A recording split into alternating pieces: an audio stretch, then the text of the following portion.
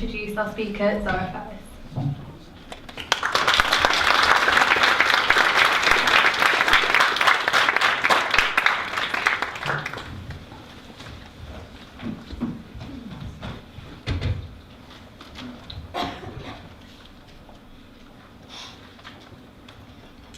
Okay, Bismillahirrahmanirrahim, wassalatu wassalam ala Sayyidina Muhammad wa ala alihi wa sahbihi ajma'in. I greet you all with the Islamic greetings of peace. Assalamu alaikum wa rahmatullah. And good evening, and thank you so much to everybody for coming down here tonight.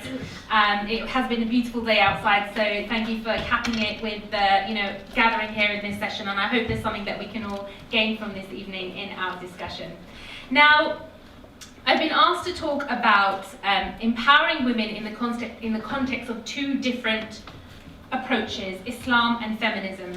Now, just before I begin, I would like to preamble this with the fact that because this is about discovering Islam, and there will be some discussion on feminism, I am going to spend a little bit more time on talking about Islam so that you can understand about that, but making important comparisons between the two. And also, because the title is a question, and we don't have a feminist on the panel to defend feminism or to speak for feminism, it's not fair to criticize too much, although I will present the case for my position, and hopefully we can have an interesting discussion with the audience as well. Now, to begin, as Muslims, we believe that Islam provides the solution to all human problems. And we believe that God asks us as Muslims to be problem solvers using these solutions. So God says, for example, in the Quran and in the Hadith, which are the sayings and actions of the Prophet Muhammad sallallahu alaihi wasallam, peace be upon him. So we learn from these some angles and some approaches in which we are told that Muslims are expected to be problem solvers. One of those is that, for example, even something as simple as removing an obstacle from a road constitutes in Islam an act of charity, because it means it's a problem solved for the next person that comes along. Similarly, something as small as lifting someone's mood by smiling is also considered an act of charity in Islam, because again it's considered something, although it might seem a small problem solved, but a problem solved nonetheless for somebody else. On a more grander scale, we're commanded to find cures for sicknesses, in other words, to study medicine and advance the study of cure and healing. We're ordered to try to alleviate the plights of others, whether that be through the economic system or the social structure of society, to make sure that we are able to help others that are in need, whatever their position may be. So as Muslims, we are given the duty of, and we are hopefully, or we aim to be rewarded for, solving problems. So in this vein, the Quran demands or commands us rather to call to what is right and to discourage and call against what is wrong and what is harmful. So we are meant to be advisors and problem solvers, and that is the service of Muslims to everybody, regardless of our gender, regardless of whether we are male, female, whichever culture we're from, whichever race we are from. As Muslims, this is the baseline duty for all of us. But what are some of the problems we're facing today? To tie this into where we're going with this discussion, well, you have global poverty, injustice, all kinds of exploitation, oppression, violence, neo-slavery, neo-colonialism, pollution, climate change, simultaneous epidemics of starvation and obesity, lack of healthcare for all, hatred, intolerance. The list is pretty much endless. It's endless, but it's definitely not new. These things are not new in our society. And all of these problems, all of these, these issues that we're facing, all of them in some way or other involve either the ignorance, the denial, or the exploitation of rights of some kind. Whether that is the rights of a person, a group of people, as in whether that is the rights of creation, or, as Muslims understand it, and as I'll come to explain, whether that even includes the rights of the creator. So all of these things involve some kind of negligence, denial, or exploitation of rights. But what are rights? If we're talking about also empowerment, we usually think of rights. If we're talking about changing societies and changing things from bad to better, we usually think of this in terms of rights. But what are rights? Because different kinds of rights are not only invoked by virtually every different group and movement that is jostling for its own territory today, but we actually often find people proposing conflicting ideas about what these rights should be, hence why you have different groups calling for their rights rather than one collective group calling for their rights. So with these conflicting ideas that society holds about what rights should be, including amongst feminists or non-feminists or different groups of people, how are we supposed to filter through these claims to rights, and how are we supposed to discern which rights are right and which rights are not? So which rights should society adopt, and where do the other rights come from? How do we even concoct them? And I feel, and I hope that this will give everybody a good basis in this discussion, a good foundation in understanding both of these approaches behind me. Now, whilst the focus of this discussion is women and the position of women and the rights of women, to ask the question what defines rights, we do of course have to take gender out of the equation, because rights in of itself is not specific to any gender. So we're going to ask what defines rights, regardless of who they relate to. What is the basis or justification for that in the first place? Now, what are the potential theories about rights to answer this? Now, there are really only a few possible sources of where human beings can determine what their rights ought to be. And there are only a few possible sources from which over time we have seen throughout history that many have actually considered some of these possibilities and tried to build systems out of them, often in a trial and error sort of basis, because they're figuring it out as they go along. Now, these possibilities include one, nature being a source of determining rights. I will explain each and every one of these, so don't worry. Now, the first possibility is that nature is a source of rights. The second possibility is that man or woman, as in the human mind, or the human being in of themselves being the source to determine what these rights are. The third are concepts of pain and pleasure as a source to determine what rights are, which really also falls into the second category of humankind deciding what they are. And of course, the final possibility is God, or the creator, or a transcendent being as the source to determine rights. So let's start with the possibility of nature being the source of rights. Now, this is the idea that nature can actually tell us what our rights are. And in the past, some have said that the divine will, the will of God, can be derived or understood simply by observing nature. This was what was claimed under this theory. And that as a result, the claim was that nature itself is revelation. And according to this theory, therefore, men have a natural right to subsist, to do as they please, and to pursue objects of sustenance and utility. This was all derived by certain individuals when they thought that nature was the source of understanding rights. So, in other words, according to nature, men had a right, I say men, the theory means humans, right? That people had a natural right to life, liberty, and the pursuit of material objects. Now, interestingly, the pursuit of material objects was later changed to happiness, which tells us something about our approach to the material world, and this later became known as life, liberty, and happiness. And some people call this the natural rights theory. Now, let's query this. As a source of determining rights, we see that when we look close, this is actually flawed and a little absurd. So, for example, consider the natural right to life, which is being claimed. Now, would this be respected? Would nature respect a person's natural right to life if they were, for example, stranded alone on a desert island, or caught in a tsunami, or on a ship caught at sea? They are then amongst nature, but nature does not actually respect the human right, or a natural right to life. Similarly, if natural tendencies are the source from which we are supposed to understand our rights, then what about people that have a natural tendency, or whether it is learned or whatever it may be, an inherent tendency towards either lying or violence? Would we then say that those tendencies towards lying or violence should give a right to be untruthful or to be violent? Of course, we would never advocate this. Now, similarly, the philosophers Jeremy Bentham and John Stuart Mill observed some of these criticisms. They observed some of these problems. with nature being the source of determining rights. And Bentham even described this theory as nonsense on stilts. So they went through this phase where they took this as a possibility, and then they decided, no, this is nonsense, this doesn't work. So they came up with a different theory. And they basically argued that happiness should determine what rights people should have. And in particular, Bentham and Mill claimed that rights should be determined depending on what gave rise to the greatest happiness for the greatest number. And many of you would know this as utilitarianism. And as a source of determining rights, we see that this is also very flawed. It doesn't make sense, it's not a good source.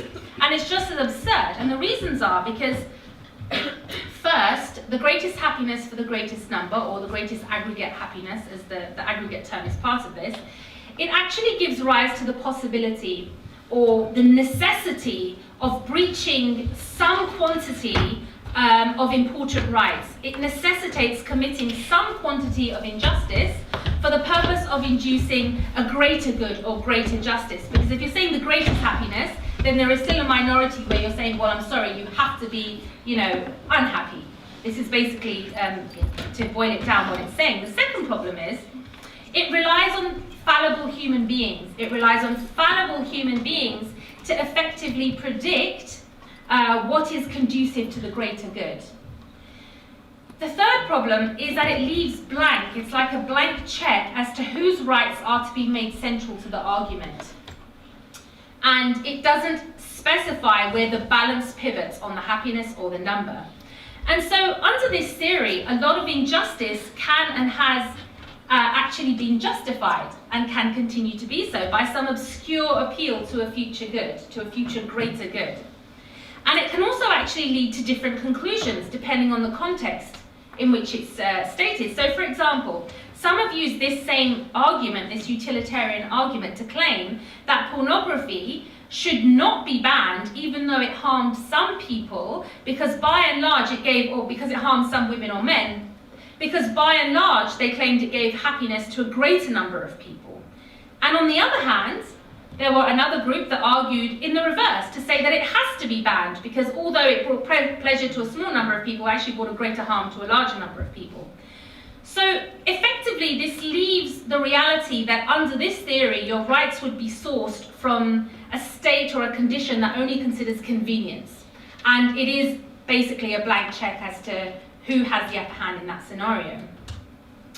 Now, another theory which comes and follows on from this is the idea of doing unto others as you would have done unto you. Treat others as you would like to be treated. This is another one that falls into the category of man-made theories about how rights should be determined. So the idea is known as the theological ontologicalism of Kant, if anybody wants to know that, but basically treat others as you would like to be treated. And the reality, again, is of course that as a source of rights, this doesn't work. Because as we know from our daily interactions, different people differ as to how they would like to be treated. You don't even have to look at this on a state level. You can even witness this on an interpersonal level. Different people have different preferences as to how they would like to be treated. And to be a little, cutting about it, what about sadomasochists? They definitely have a different preference to other people in society. So it's not only how they would like to be treated, but what rules they would like to have universal on everybody else. So, for example, it doesn't solve the problem related to free speech. So, in the great freedom of speech debate, you have some people arguing that, I'm okay with absolute free speech, I'm okay with gratuitous insult, I'm okay with libel, rumors, it's fine, it doesn't bother me, so it shouldn't bother you. Whereas on the other hand, you have people saying, no, we need to have measured freedom of speech, we need to have limits, we need to have libel and slander laws, we need to have these protections in place. So that's just one example of how when people have differences of what they prefer, it doesn't unknot these problems in society, rather it amplifies them. Now, also in this category is the idea that might makes right, and you see this in lots of different permutations. So, in other words, it's the idea that the state is the source of rights because the state is supposed to express the will of the majority of men and women. And this is known as positivism, or the democratization of rights. Now, even if the state did express the will of the majority of men and women, this theory, again, could just as easily be used, and it has been used, to support existing hierarchies of power and maintaining structures of their dominance in society. So what I mean by this is that many, including feminists, have noted the problem with this theory. And I'm going to quote Catherine McKinnon and Andrea Dawkins, who made this observation, who are feminist thinkers and writers. And they said, those who have power over others tend to call their own power rights. So if someone has power in society, oftentimes they disguise it as a right. And the quote continues, when those they dominate want equality, i.e. with them, then the ones in power say no. They say basically no. I'm paraphrasing slightly, but they say no, important rights will be violated if society changes. The law protects rights, but mostly it protects the rights of those who have power. So this is an observation made about the whole might is right principle, and it has been noted by lots of different groups in society. Now, an example of this in action is when white supremacists in certain parts of the world where they experienced segregation between black and white people, and white supremacists used rights, or they claimed to use rights, such as the right to association. So they claimed that they had the right to associate with whom they wanted, and whom they wanted to associate with was only other white people. And so they used this right to argue against the need to integrate. And when they were forced to integrate, this was one thinker phrased this as follows: when they were forced to integrate, the whites technically lost the power to exclude blacks. This they experienced as having lost the right to associate with whom they wanted, that is to say, exclusively with other white people. So in other words, it's often the powerful groups in society, the ones that already have power, who succeed in using rights in this way to protect the advantages that they have. In fact, if you consider the views of racists or fascists or any kind of bigotry, according to these theories, which are, by the way, under these theories, they cannot actually be locked out by criminal or civil law if they're voted in by the majority. If the majority votes in discriminatory rights, that's it. That is the way that it is, unless they are discredited by society's disgust, outrage, or ridicule. That's usually the way pressures move. Now, one example of a system of rights that actually identifies a very important key in our discussion today is the idea of human rights. And when we look at human rights, we come across a problem, and then we find a solution from it, actually, that helps us to understand this question. Now, human rights is, in a nutshell, the idea that we are owed rights by virtue of being human. In a nutshell, being human means that you are owed certain rights. So, for example, it's proposed that humans have an inalienable right to freedom, simply by virtue of being human. So if you're human, you have a right to freedom to go about and do, and act freely. But if simply being human, if being human is the criteria for the right to freedom, then we have to ask, why do we lock up criminals? I'm not complaining, I'm just asking, what is the reason that we lock criminals up? They're still human after all, but we choose to deprive them of their right to freedom. Why is that? They're still human. The idea is therefore inconsistent, and the reality is that we decide that that right is no longer deserved. So then we understand that actually rights tend to be based on what people deserve. And how we understand what people deserve is the next question. Now, for Muslims, what is deserved depends upon purpose. In fact, I would argue for all people, we understand our purpose, and what is deserved depends upon our purpose. And I'll explain what I mean by this. For Muslims, only the creator of creation, of us, can be the source from which we understand our purpose, the reason for our existence in the first place. So we can see that nature as a source of rights doesn't make sense, and many of the man-made philosophies and approaches that we looked at didn't make sense, because if it's man-made, and just to share a very interesting quote, which I hope will stay with you, not just in this talk, but afterwards as well, that if it's man-made, essentially the point is that it is really just down to someone's imagination. A group of people, or one person, or a few people, someone's very fickle and mercurial and fallible mind, or their personal musings. And one thinker, Ronald Dworkin, described this as follows, and I think it's very succinct. He said, the institution of rights requires an act of faith on the part of minorities because the scope of their rights will be controversial whenever they are important, and because the officers of the majority will act on their own notions of what these rights really are. In other words, even though there's some kind of promise that, oh, the rights of the minority will be considered, ultimately the minority has to rely on the good faith of those in power to actually exercise their rights. You almost have to supplicate or beseech or protest or lobby for these things. So rights under these theories only exist when humans say they exist. It's a bit like monopoly money or even real money. We all agree that this piece of paper represents £20. We just agree this. Similarly, rights under these theories only exist when everybody plays along. So, does this sound like a good source on which we should rely on rights, these man-made philosophies? It sounds like something that is very fickle and very mercurial and something that is very conditional on too many factors. So, everything has, coming back to purpose, which I mentioned, because that's where we landed, everything in existence has a particular purpose. And the purpose is determined by the intention of the person that brought it about. So if a person invented a car, he invented that car for the purpose of getting a person from A to B to C to D or whatever, to take that person, to be able to transport that person. And they created a very particular manual for that particular model of car. It's not for any other car, it's for that particular model of car. And that manual contains everything the car needs. Oh, this car takes, this fuel, this car needs this car needs that, this much air in the tires, this much oil, this type of whatever. Everything is specified in that manual. Similarly, with human beings, humans were created with a specific purpose. And for Muslims, we understand that God created us with a specific purpose, which was to worship God, and with a particular manual.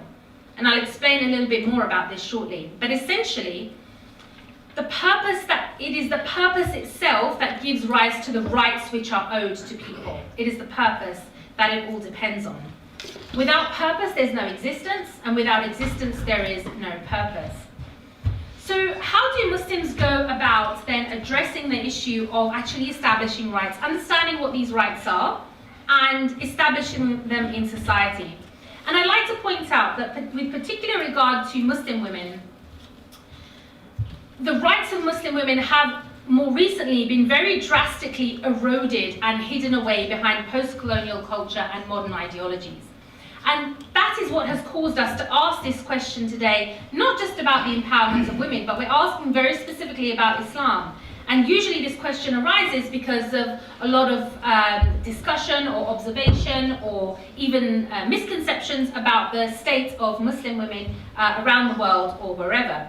And I say erosion, and by way of example, to show that this wasn't always the case, there is a very brief, there was a travel writer as late as the 18th century. So I'm not talking about 7th century Islam, I'm not talking about 8th century Islam, I'm not talking about 14, 15, 1300 years ago. I'm talking about the 18th century. One English travel writer, a female English travel writer, who traveled in the Muslim world, in particular the Ottoman Caliphate, and she had access not only to the public areas, but also the women's private areas, because she was a woman, unlike the male travel writers who would not have had that access. She said as follows: as to women, as many, if not more than men, are to be seen in the streets, i.e. going about their daily activities. I think I never saw a country where women may enjoy so much liberty and free from all reproach as in Turkey. The Turks, in their conduct towards our gender, are an example to all other nations. By Turks, she means the Muslims, because that's where she's traveling. And I repeat it, sir, I think no women have so much liberty, safe from apprehension, as the Turkish, and I think them in their manner of living capable of being the happiest creatures breathing. So this was her observation of Muslim women in the 18th century. So this is During the advent of Western feminism, of kind of around the time when Mary Wollstonecraft wrote The Vindication of the Rights of Women, and already in the Muslim world, this was the condition of Muslim women. There are many, many quotes. This is just one of them. Now, if we compare that with today, which everybody in this room probably has some access or familiarity with, media and all this that is out there, in a Muslim society today, any lack of implementation of women's rights actually serves as a glaring piece of evidence that society overall is not actually functioning on Islamic principles. And the lack of rights for women is actually the symptom of a much deeper problem that actually pervades all other aspects of society. And this is really important for this discussion, and I hope you'll see why as I continue. Now, we don't have time to obviously do a really detailed diagnosis of the condition of the Muslim world in this short session, but by way of summary, I will say this to help you out, if anybody that isn't familiar with this already. Now, the Muslim world at the moment is exhibiting, and I say the Muslim world as a generic, but I mean, you know what I mean by that, the countries which are majority Muslim and that have had an Islamic past and a Muslim history. Now, the majority of that is presently exhibiting the trauma of post-colonialism, and one of the things that happened during colonialism was essentially the amputation of Islam from the education system. And what that means is, before, the education system at all levels included in-depth study of Islam, from its law to its structures, its jurisprudence, its theology, its basic principles, its language, Arabic. All of this was a core part of education, along with languages, maths, geometry. Of course, we know, if you haven't heard already, there is a lot of contribution of Muslims to science. You'll be having a talk on that later in the week, I think. So this was in addition to that, and all of that was composite. It was all part and parcel of the education. Now, one of the effects or the acts of colonialism was to separate that and to effectively secularize the education, so that the study of Islam, of this rich and dynamic legal system, of this social system, actually the understanding of that ended up becoming more and more shallow and removed from practical application and from practical use. And what this did was it gave rise to injustices, not only against women, but against men, because it ended up in more corruption, in more tyranny, and it ended up with power being the currency in society, where power and reputation is more important than principle. So society no longer functioned on principle, but on power and what you could get, more like each man for himself. And this shallow thinking actually ended up with some people, rather than, as is the tradition in Islam, to understand the Islamic text and the law and to apply jurisprudence to new situations, instead they would simply recycle or imitate the way that things had been done before, rather than legitimately exercise new legal reasoning with new problems. And what this means is that the current legal state doesn't reflect properly upon how it should be, and it doesn't reflect and match up with dealing with the problems in society. And not only did it lead to this shallow thinking, but often the people of these, some people, not all of them, but some people end up emulating and copying the ways of life of their former colonizers, and in particular the ideology that they were exposed to, which was secular liberalism. Now, Muslims of the post-colonial era, they often held that their cultures or practices, for any Muslims or anyone from the Asian subcontinent or from the Arab backgrounds or wherever, or maybe even anybody might recognize this from their parents if you are second generation, but they often held that their culture or practices of any of the ideologies or movements that they were part of, so for example, whether it was Arab nationalism, Arab national socialism, communism, or the Indian subcontinent, which was mixed with a lot of Victorian British ideals, as well as baggage from Indian culture, they often felt that all of these, or they tried to argue that all of these were compatible with Islam. They tried to argue that if it wasn't compatible, that it actually came from Islam itself. So this is how we end up, for example, in East Africa, with some Muslims believing that their practice of female circumcision, which actually dates back to ancient Egypt and was also practiced by their Christian and animist neighbors, but they erroneously believe that this was from Islam itself. This is just an example of how people absorb the cultures around them and then believe it comes from their religion and try to emphasize it as being from their religion because they face the same pressures to uphold these cultures. Now, in such cases, people could have been ignorant about Islam, or they assimilated these practices. And similarly, today, Muslims are facing a similar, or you may witness Islam experiencing a similar challenge. So just with different cultures and practices. So it may not be those things, but it's different cultures and practices that we are experiencing, competing worldviews and some of this absorption. Now, today the cultural landscape is, again, different to ideologies of the past, but Muslims still, in the absence of a righteous Islamic government, are conflicted.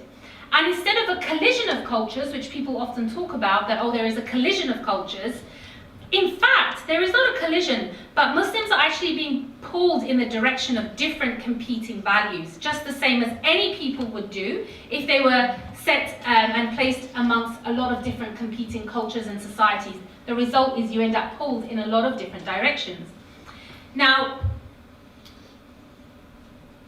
the reality is that for Muslims, regardless of time and place, regardless of which culture or land or which time period you are from, we're directed by God in the Holy Quran not to compete with each other based on cultures. Cultures are supposed to enrich us, and we are supposed to identify each other and enjoy our cultures by all means and celebrate our cultures, but we are not meant to, and we are not allowed to compete based on culture. Instead, we are told to compete in attaining righteousness. And this is something that both men and women are told to compete in, attaining righteousness. There's no other factor. It's attaining righteousness. So we find in the Quran, God says, "O mankind, we created you from a single pair of a male and a female, and made you into peoples and tribes, that you may know one another. Verily, the most honored of you in the sight of God is the most righteous of you." And this righteousness for Muslims is defined very clearly by Islam itself, not by any culture. And this actually obliterates any allegiance other than to Islam. Now, feminism too is a cultural influence. It's a cultural influence that is currently relevant.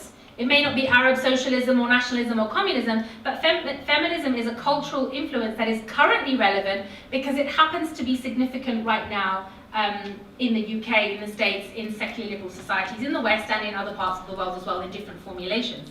And it also has influence in westernized parts of the Muslim world. So it's not uncommon to hear feminism being invoked as a remedy to some of the problems that women face. It's not uncommon to hear this.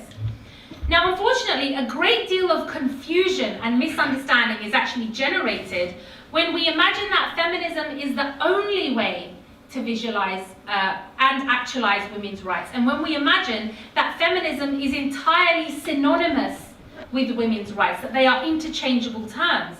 And then when we try to amalgamate as different worldviews, when we try to amalgamate feminism with another worldview such as Islam, it ends up with a lot of confusion.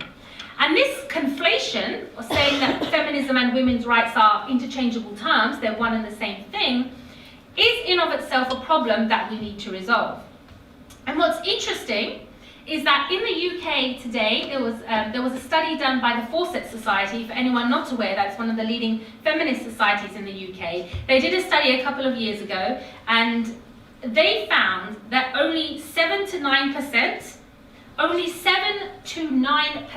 of women actually identify as feminists, even though the majorities of men and women that they themselves interviewed and found their findings, the majorities of men and women actually believe, they claim to believe, in gender equality. They believe in gender equality, but they don't identify as feminist. Only 7% of women chose to identify as feminist.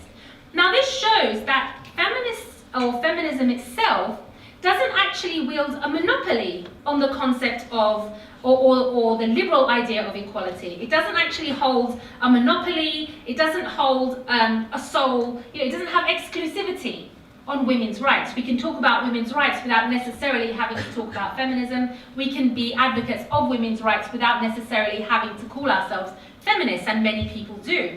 And those who do identify as feminists are just one group amongst many throughout different cultures and time periods whose work deals with women's rights. Now, another way to explain this point is that feminism is to women's rights what capitalism and communism are to economics. So economics, in other words, is about the distribution of resources, right? Economics is about the distribution of resources, and capitalism and communism each have their own approaches on resource distribution. They are not economics themselves, they have approaches to economics. These are economic systems, but they are not economics. Similarly, feminism is just one approach to the matter of women's rights, and other worldviews have different approaches. Islam has another approach to women's rights. Now, currently, with specific regards to feminism, because that's one of the approaches that we're talking about today, Western culture and civilization, or secular liberal culture and civilization, is largely based on the idea of individualism. And individualism makes the assumption that humans are mainly individuals with no purpose except to exist as individuals. Being the individual is more important than anything else. However, humans, like cells in the body, aren't merely individuals. Humans are social creatures. We're defined involuntarily to some extent by society, by culture, by our parents, by our genetics, by the languages we're taught. We're very much defined by the languages we're taught, and we don't even get a say in the first language we're taught.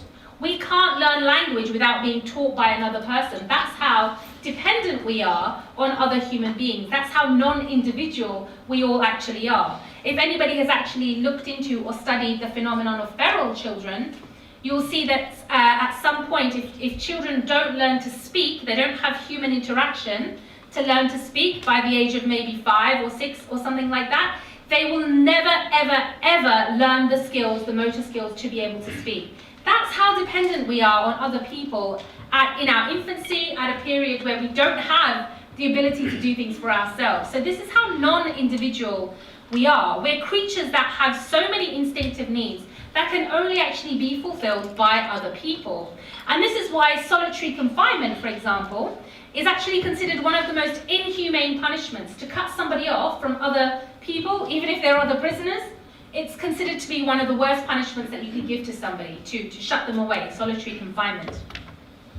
Now, humans were created in the universe, and we came into the universe with our nature, with our genetics. We weren't responsible for creating the universe. We didn't create our nature, we didn't create our genetics. And humans are mostly passive recipients of all of these realities. And you can't really escape those by and large. The more social things you can filter out and decide, but these realities actually come or reflect or show that there is a higher truth that we are part of. And individualism's claim to actually put the person above these realities is usually what it calls liberation. So to say that a person does not have to obey religious commandments, a person does not have to obey, certain things in society because you're an individual, you should be able to do whatever you want. This is, or to a certain, in a certain manner, this is what it calls liberation, and actually it's one of its biggest delusions, because ultimately it ends up disconnecting humans from that higher reality, from that higher purpose, and it leaves them vulnerable to the oppression of whoever happens to have most power in society. That is what happens. Now, one example to explain this is the idea that this idea that our conceptions and rights are determined by our creator, is the question of who owns your human body.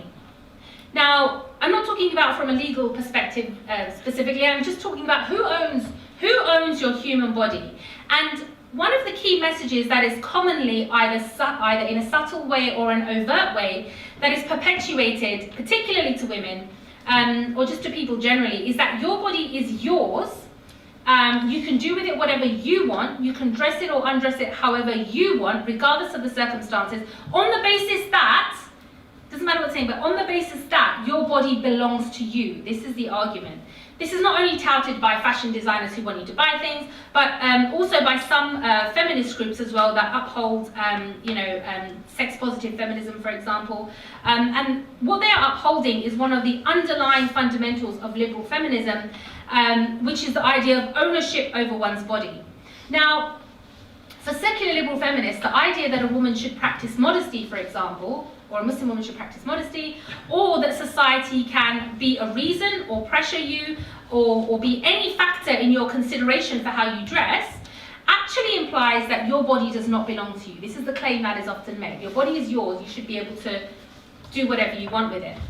And they have long complained, such secular liberal feminists have long complained that the female, and there's going to be some terminology here, so do stay with me, but they argue that the female has been regarded as enmeshed in her bodily existence in a way that makes the attainment of rationality questionable. What they mean by that is that women, unlike men, are perceived as being bodies instead of being rational beings that happen to have bodies. This is the idea, and they call this concept enmeshment or embodiment.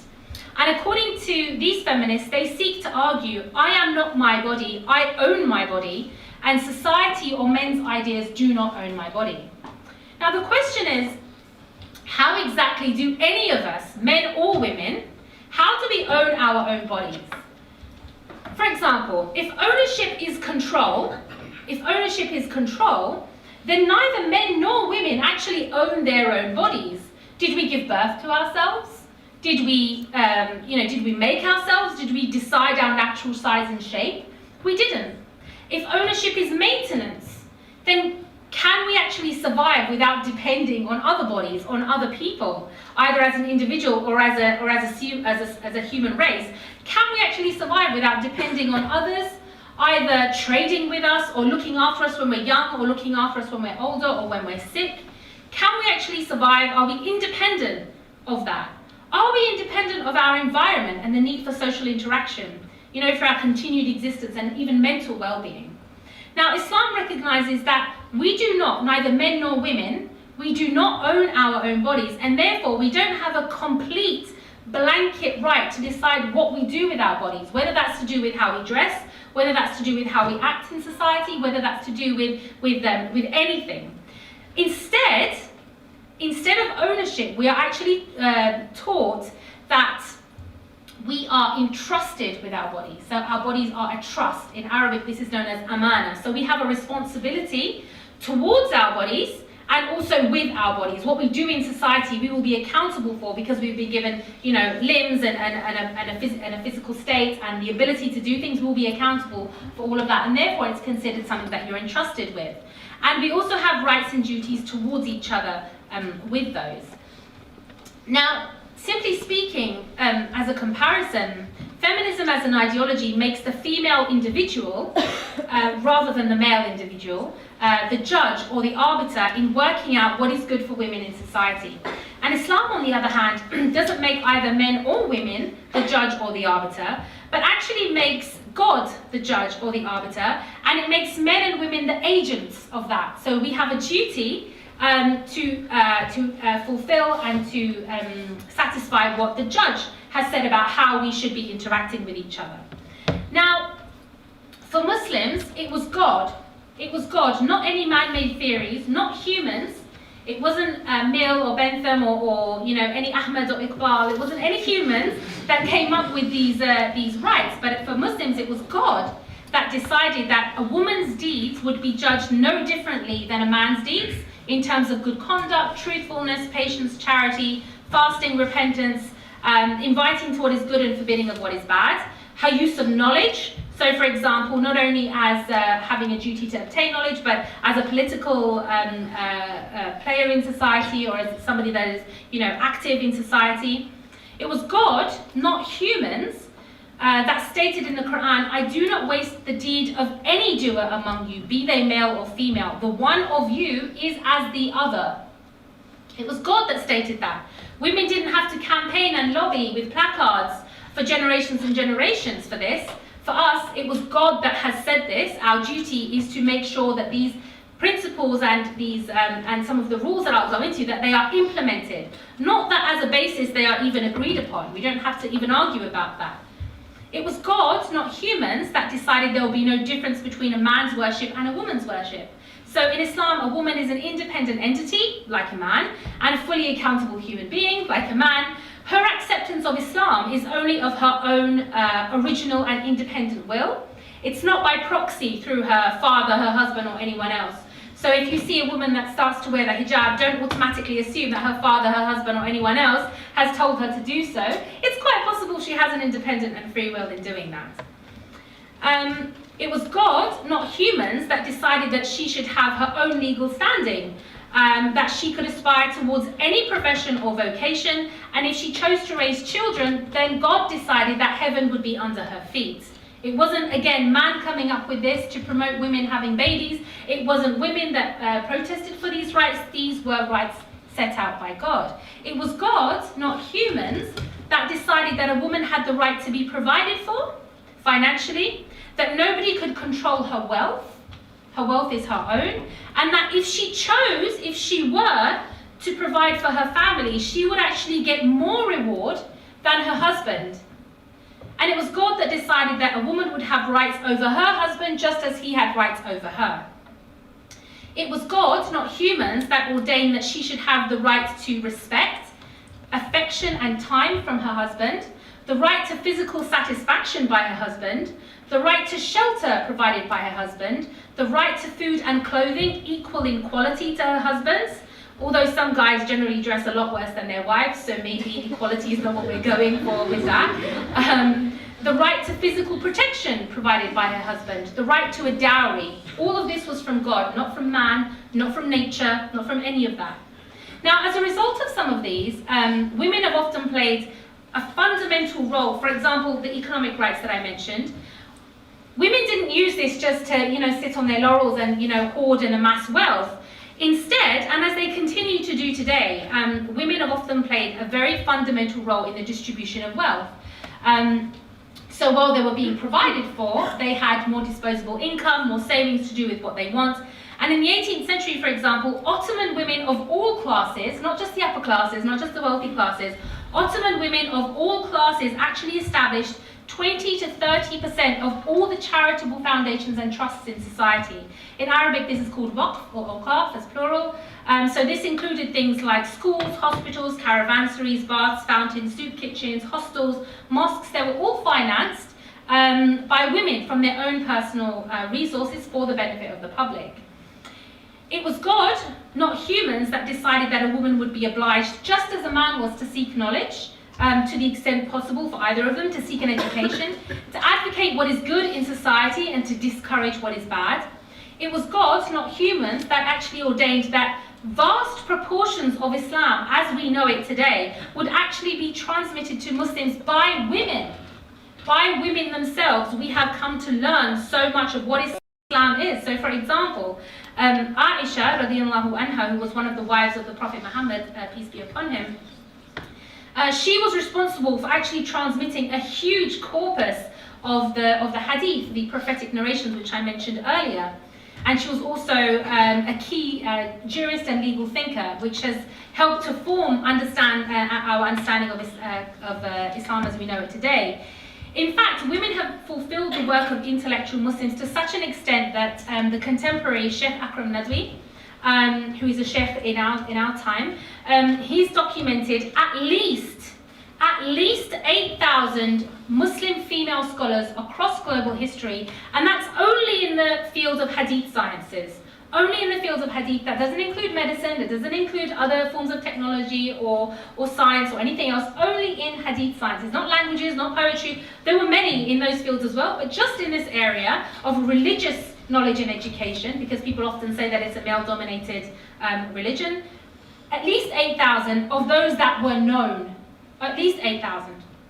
Now, because Islam doesn't make a discriminatory differentiation between the male and female intellect, both male and female students are actually reported, historically documented, to have congregated to learn from these female intellects. And they would often gather around her home in huge crowds and swathes, trying to get just a minute to ask her a question, because there's so many people. And these are legal questions about Islamic law, about jurisprudence, about the Arabic language that leads to that.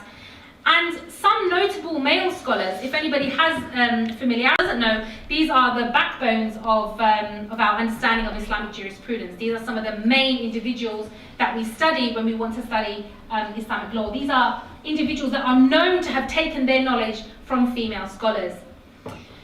Now, not only have female scholars played an undeniable and prominent and critical role in the early development of Islamic law, but Islamic courts themselves, so not just theory, but the actual practical application, historically they were so renowned for guaranteeing justice for women that during the Ottoman Caliphate, even women of other religious communities, they actually preferred to have their matters dealt with in the Islamic courts. So even though they had access to their own religious courts, they preferred to take their matters to the Qadi, to the Muslim judge, because they felt that the Muslim judge was actually more considerate of women's needs and what she would need. And they would choose, despite not being Muslim, to go to the Muslim courts to have their matters resolved.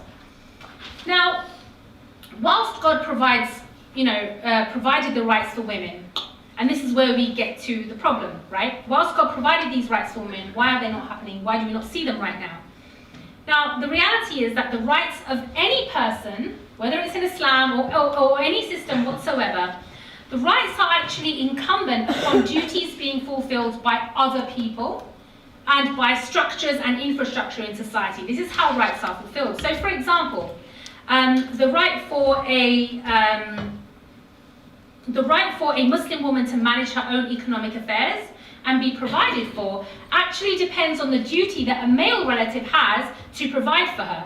But this becomes problematic. It becomes a pipe dream in situations of poverty. If you have poverty and the man cannot get a job despite best efforts, how is he going to fulfill the woman's right to be provided for? Similarly, the right to obtain legal remedies in the event of divorce or marital discord, again, it depends on the duty of those that are in authority to actually manage people's affairs justly. And again, this becomes impossible if there is the lack of an Islamic authority or courts to hear these complaints. Again, the right to go out and seek knowledge, which we talked about. The right to go out and seek knowledge depends not only on the duty of those that have knowledge to convey what they have learned, but it also becomes hazardous if the streets are actually filled with violence or war, or are just too dangerous to go out into. Or if people are too busy scraping together a living to even think about having time to enhance themselves. And it's for this reason that most men tend to choose work and jobs, not necessarily based on what they enjoy or what their passions are, but they tend to choose jobs which they expect or hope will make most money, or which will make any money at all if they're living hand to mouth, and often in the face of corruption and tyranny. So, I'm getting to the end. Okay, all right, enjoy. There is an interconnectedness in Islam, basically, between one person's rights, regardless of their gender, and the duties of an entire community. And there is an interconnectedness not just between the genders, but there is an interconnectedness between the rich and the poor, the strong and the weak, the teachers and the students. And whenever God has given someone an advantage in society, we consider that he has made them all the more accountable. So where there is advantage, there is additional responsibility and additional accountability. The authority has to exist in order for the accountability to exist. If someone was not in charge of something, they can say, well, it wasn't my job. So this is why in Islam, when someone is given a role, a duty, it comes with more responsibility. And they have to be given that as a job in order for them to be accountable for it. Now, there is a parable I would like to share with you which actually explains this very nicely. But just a very brief point before that. It is very important, but power or authority, because we use the word empowerment a lot. Now, power or authority in of itself in Islam is not considered a virtue. It's not considered a virtue to seek power, and I'll explain what I mean by that, because it's considered that the one who asks for power, give me power, is the one that should actually not be given power. That should be disqualified from that position, because power is considered to be magnetic to the corruptible. So this is why sometimes when people put themselves forth for a position of power, the presumption is that if you're putting yourself forward for that, knowing what a burdensome role it is, knowing the level of accountability, then your intentions are most likely going to end up, if they're not now, but going to end up being corrupted, but rather it's usually given to someone that really doesn't want anything to do with it. I'm talking about the leader of a nation in this scenario.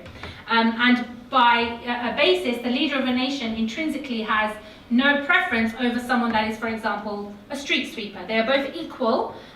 What matters is the sincerity with which they actually discharge their duty. Now, this mutual reliance of rights and duties, I'd like to kind of embed this in your mind with a really interesting parable. And this parable isn't actually from Islamic texts. I think it's a Vietnamese, perhaps Buddhist, I'm not sure. But it's a very interesting visualization of what we're talking about when we talk about balancing the rights and duties of people in society. So there's a wise man's tale that says that heaven and hell are identical. So it says that there's a man, he comes to the end of his life. This is not a joke, although it sounds like one. He comes to the end of his life, and he goes up to the heavens, and he meets an angel. And the angel says, okay, it's time for me to take you to either heaven or hell. Are you ready? And the man says, wait, before you take me, I would like to see both places. I would like to see both heaven and hell, just so I know, just so once in my life I've seen it. So the angel says, okay, come on, I'll show you hell first. So the angel takes this man to a room, he opens the door. Again, this is not from Islamic tradition, just to remember that. He opens this door, and the man looks inside, and there are ginormously long halls. Wonderful, beautiful dining halls, decorated with lights and tables running up and down, filled with the most delicious food you could ever imagine in your life. Every kind of cuisine, every kind of flavor, every kind of aroma, every type of style of cooking. This is hell, remember? And he looks closely because he sees that there are people sitting either side of the tables, but they don't look happy. They don't look like they're enjoying this. And so the man is really confused, and the angel says, look closely. And so the man looks, and he sees that they have chopsticks to eat with, and these chopsticks are really long. So these chopsticks are so long that by the time the people actually reach around to this delicious food and get it on to the end of their chopsticks, they then can't reach around and fit it into their own mouths. So they're all sitting there tormented by themselves because they can't actually enjoy all of this wonderful food. And this man is horrified. He thinks this is the worst thing he has ever seen, and he says, truly, this is hell. And then the angel says, okay, are you ready to see heaven? And so the man says, okay, show me heaven. And so the angel takes him to another room, opens the door. It's exactly the same.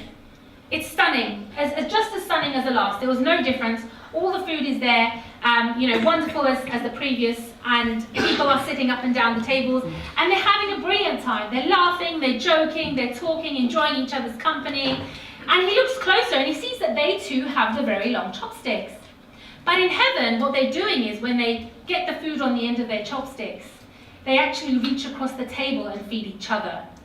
So in hell, everybody is tormented and tortured because they're only thinking about themselves. Whereas in heaven, everybody's needs are being fulfilled because they're actually thinking about their duty to the other in order for their needs to also be fulfilled. Now, similarly, although that depicts, the nature and the mutual dependence of rights and duties in Islam, and how I talked about, the right to be provided for depends on this and X depends on Y, this is really an illustration of that. And there is another one that I will end with this this parable. This has gone on a little bit longer than I anticipated. I'm sorry about that. That other parable is actually a narration.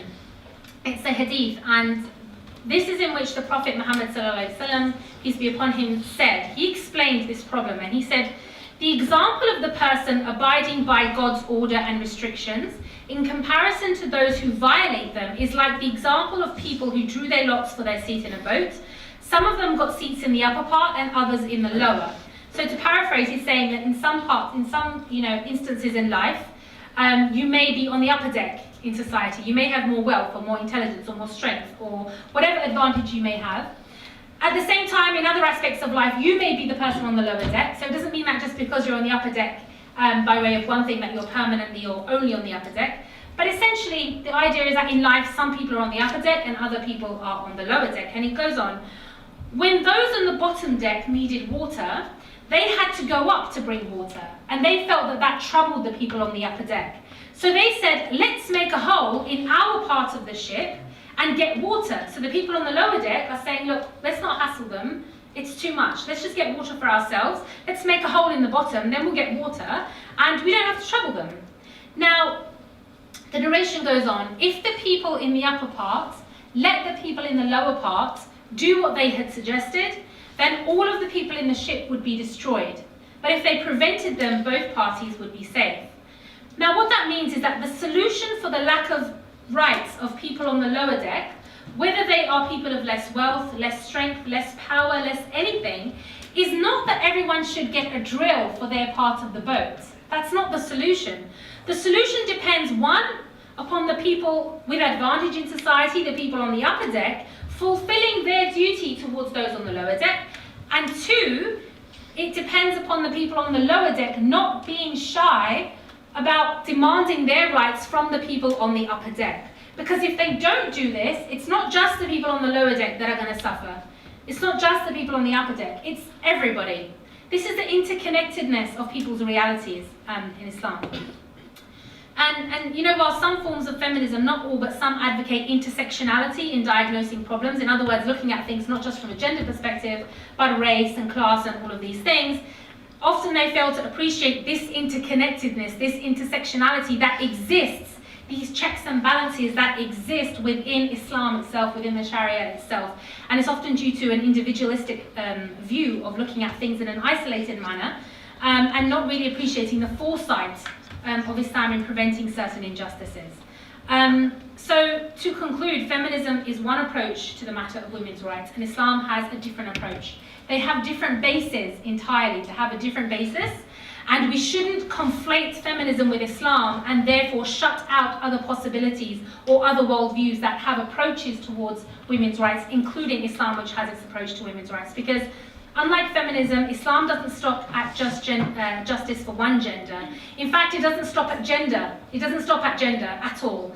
Rather, it focuses on a holistic balance in society to facilitate the greatest amount of justice by balancing some of these rights and duties.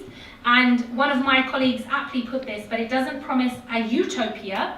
Islam doesn't promise a utopia, but it promises an optopia. In other words, a state of optimal equilibrium between the rights and duties of mankind, such that it minimizes the potential harm and maximizes the ability for people's rights to be fulfilled. My apologies for going on a little bit longer than I had planned. Did not intend that, but thank you so much for listening.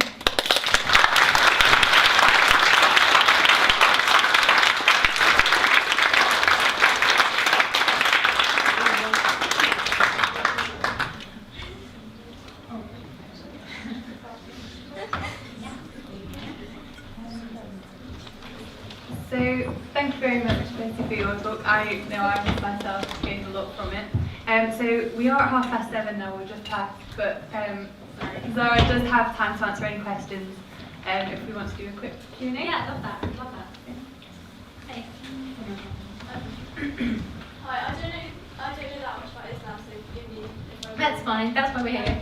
You were talking about how in Islam they value intellect as an important thing and how women can demonstrate as much intellect as men. I was just wondering, like, what's the reasoning behind there not being that many female imams? Because, or like, if any, I don't know, because obviously it's like a position of respect in unity, and that they like demonstrate intellect. So like, I'm just wondering why. Okay, sure, that's a good question. So the question is, given that Islam doesn't make a differentiation between male and female intellects, why do we not see as many female imams? And there's a couple of presumptions in the question. If you don't mind, I'll unknit those for the rest of the audience. Now, first of all, an imam is someone that leads a prayer. And to put it simply, women can lead the prayer. They lead other women in prayer. So the only reason that we say that women should not lead men in prayer is for modesty reasons, because if women are leading the prayer, I don't know if you ever witnessed women like the Muslim prayer, but there's portions where you have to prostrate and bow down, and effectively that puts your rear end right in the air and at full view of whoever is behind you. So one of the reasons that women are not meant to pray in front of men is for modesty reasons, so that people don't really have like a full view of you from behind. However, women can lead other women in prayer. So for the role of leading prayer, there is no problem in women leading other women, just as there's no problem in men leading other men. The issue with what you said with the Imam being a position of respect or intellect, again, the position of the Imam has changed throughout history. Originally, the Imam not only was the leader of prayer, but also fulfilled like a military duty. So he had like a role as like a significant military function. So the reality is that because Muslim women are not obliged to be involved in the military, although they can if they want to, because it's not an obligation, it's considered unfair to put that burden on women. But the other problem with the question is that we seem to be associating being an imam with a position of respect, and that respect is somehow something that we can only get from being in a position of prominence or being at the front of something. But again, this comes back to the idea of what I was talking about, which is that putting oneself in the fore of something or putting oneself at the front of something doesn't necessarily mean anything intrinsically. It doesn't make someone a better person or reflect their qualities or skills in any other way. The intellect is, of course, as I said, because a lot of Islam is transmitted by women, we know that intellect is not a reason for that, and this is why women can be judges. Never mind leading the prayer, they can be judges, they can be scholars, they can be lawyers, whatever industry they want to go into. So the Imam doesn't necessarily reflect the idea that there's a difference in intellect, rather it's a function of, a function of prayer, and because women can lead other women in prayer, it's not really like an issue.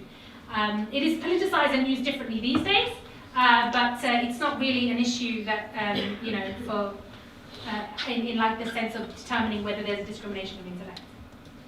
I hope that helps. Hi.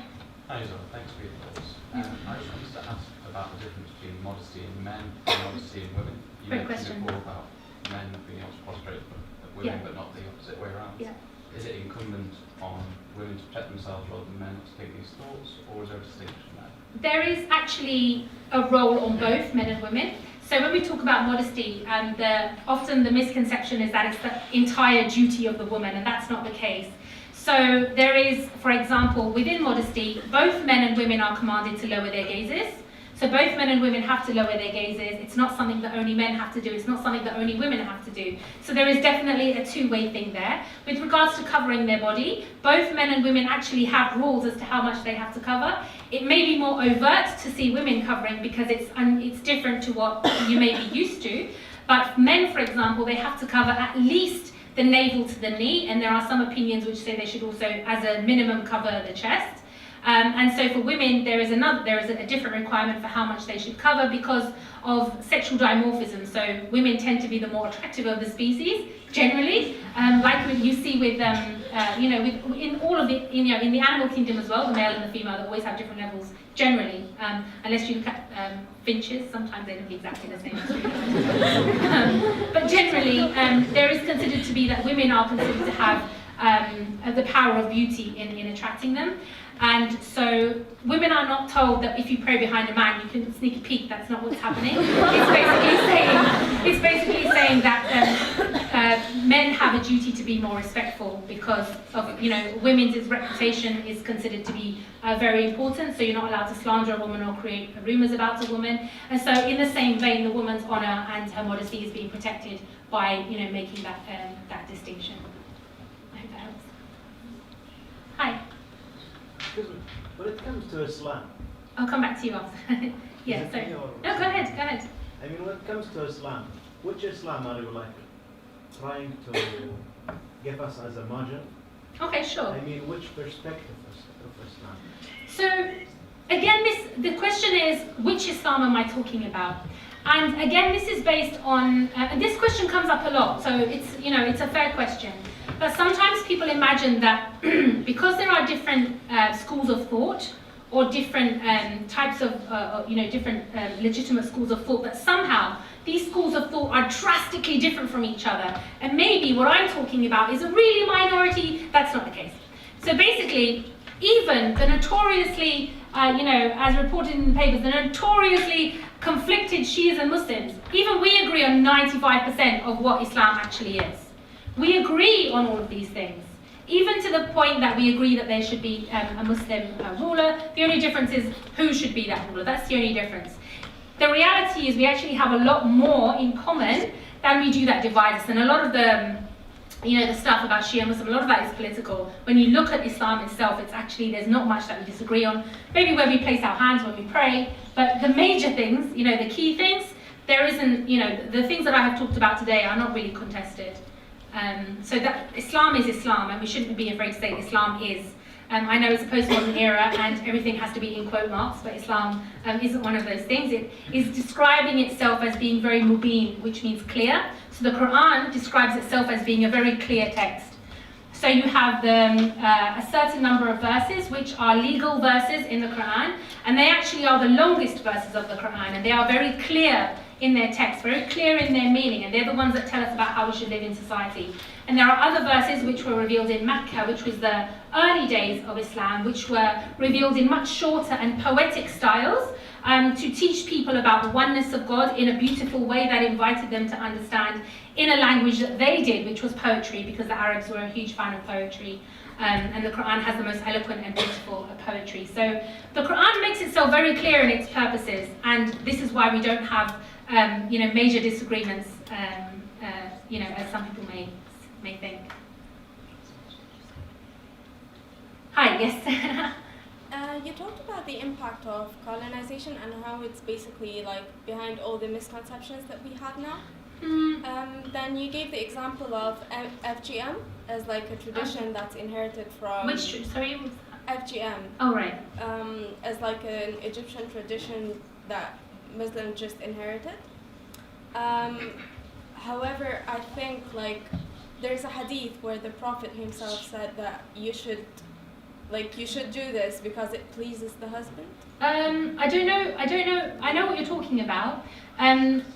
So FGM we can study through history and through different sources. It originated in ancient Egypt and is practiced by the Christians and animists in that area.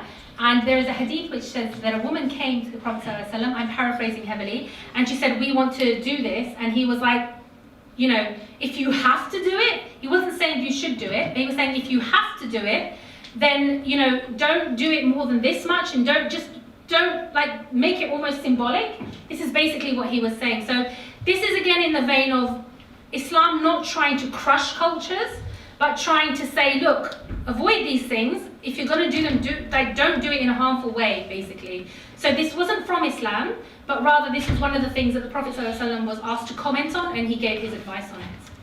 Yeah, but he said like the advantages and why you should do it. Until now, actually, in Egypt, they still do it in Egypt. Yeah. Muslims do it in Egypt. However, Christians they don't do it.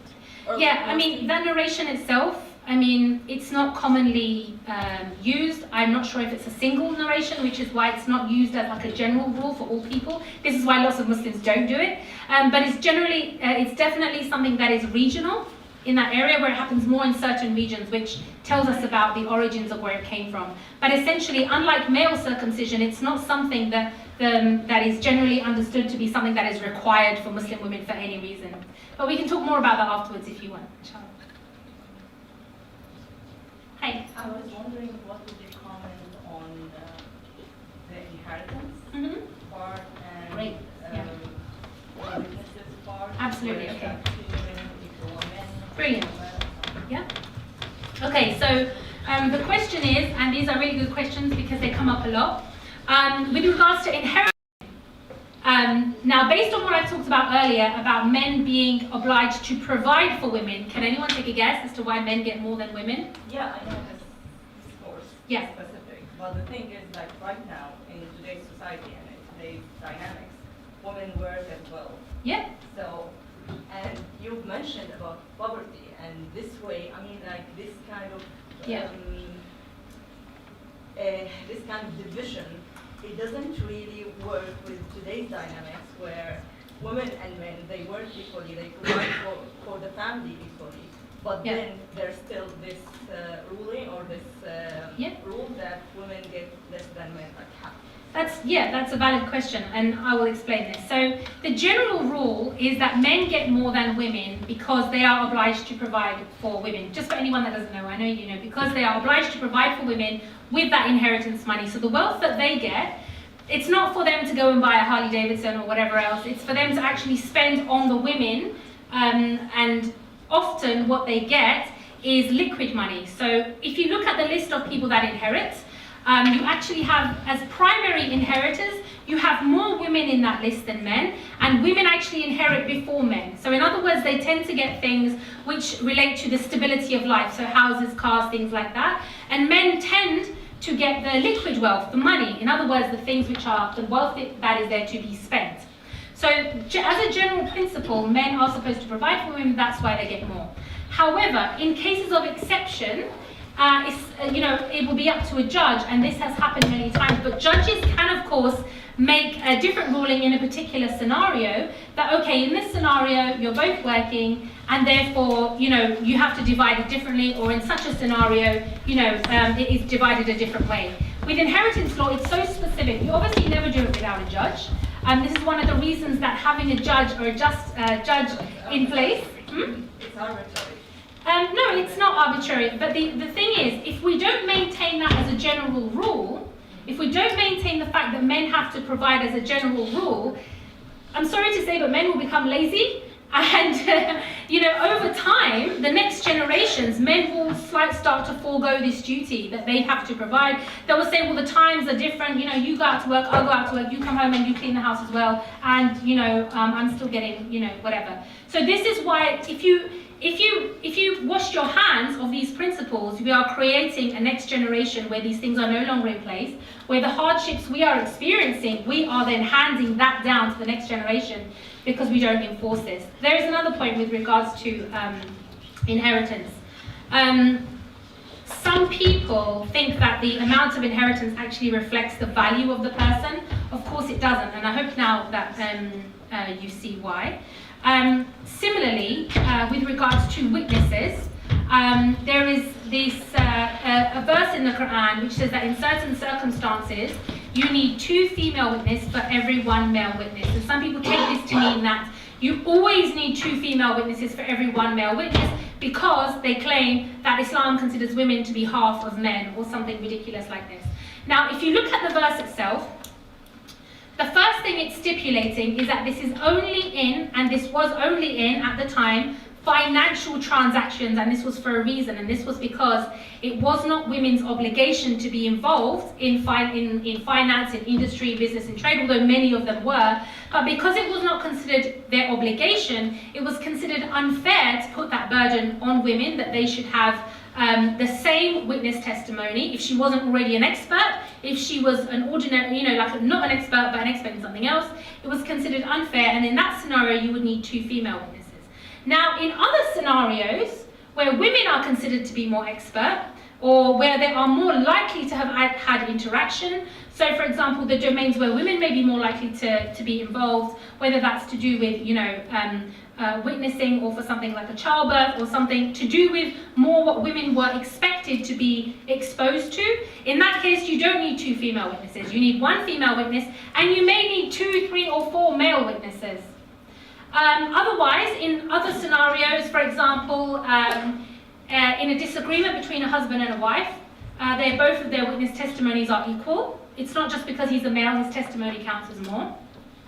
In other scenarios, for example, the accusation of fornication, you need 4 male witnesses for 1 female witness. So there are different scenarios in which you need a different number of witnesses, but people like to take the one thing that seems to be very sensational and make misconceptions about it. And it's understandable if they don't know how it actually works.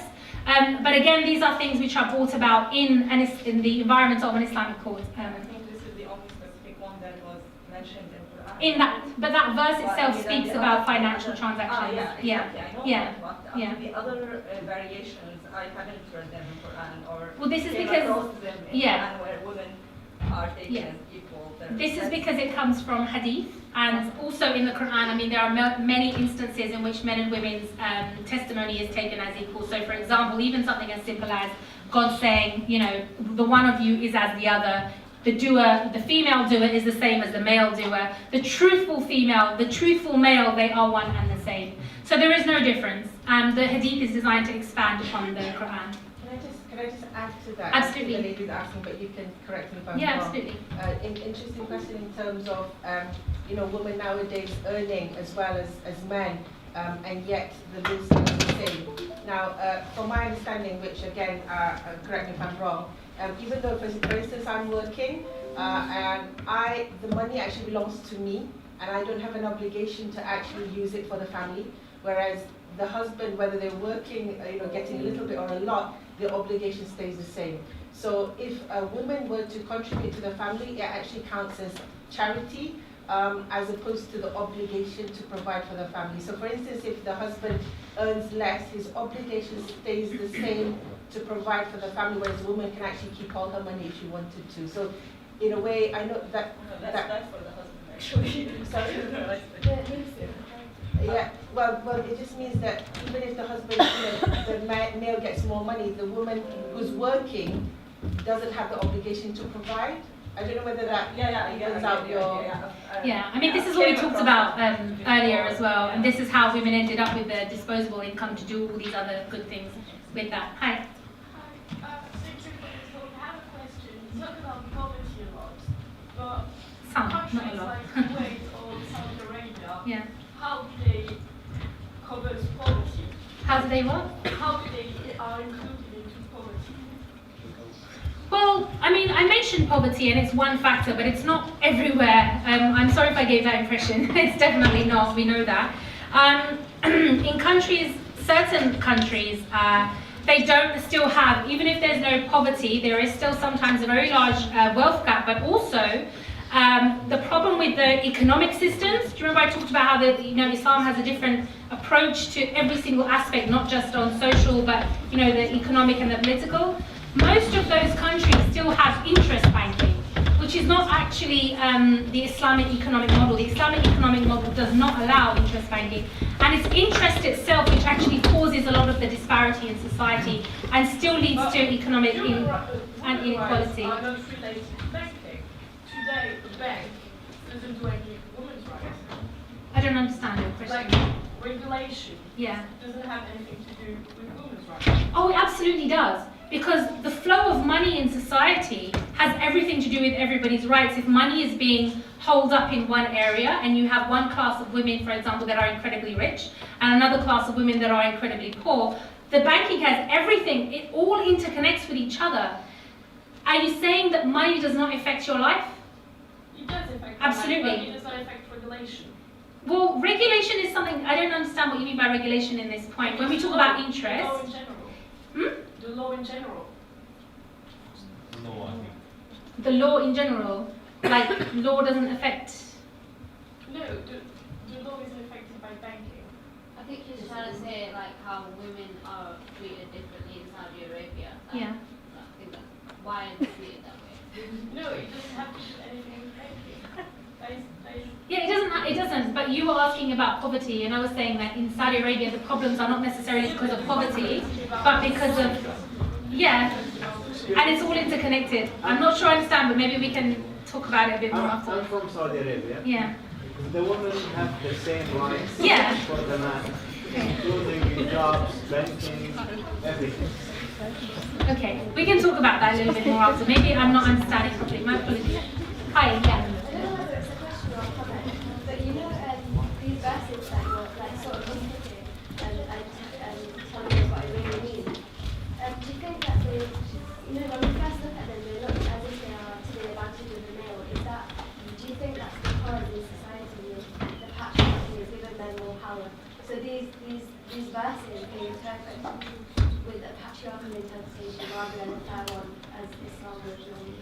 Well, I think the reality is that we don't study it enough, because actually when we actually look at the views of scholars, a lot of the time, the majority of the time, they're not patriarchal or out to kind of disadvantage women. In fact, there's one scenario in which one woman narrated Haditha, the Prophet ﷺ told this one woman that in her particular case of separation from her husband, in her case, she wasn't entitled to alimony, so she wasn't entitled to upkeep from her husband.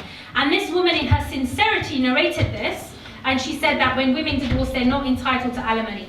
And other male scholars who also had legitimate narrations, and Aisha radiallahu anha, specified that her situation was not universal, it was only her situation. And they went out of their way to say, no, women are actually divorced do get alimony, and they, you know, especially if they have kids. And so in that scenario, they could have very easily said, yeah, okay, let's go with that. You know, yeah, you get nothing because you said the process and said so. So sometimes I think we look at it with this lens because we don't know our books anymore. You remember how I talked about the amputation of our understanding of Islam? And as soon as we start to study Islam, we see these things on the surface. They're not buried that deep at all. But it's just because we don't have that familiarity with it as much at the moment, although that is, you know, growing again. And we do have so many female scholars, even today.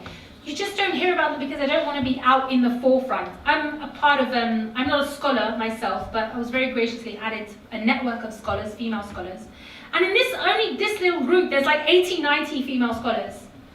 It's like, it is just a little WhatsApp group, and they're all, you know, trained and qualified. So there's so many out there, but they just don't feel the need quite correctly, you know, to put themselves on posters. Obviously, we need to find ways to be able to access this resource and to understand our religion better, but we shouldn't just presume that because we don't hear about female scholars that they were never part of it or that they don't exist. And a lot of our misconceptions do come from the fact that we don't know our own, you know, text as familiar as we should. Should we take one more? Okay. So my question will be a little long. Okay, it's always the way. Right, so towards the end you mentioned that people who ask for power shouldn't be given power because corrupt people tend to gravitate towards power.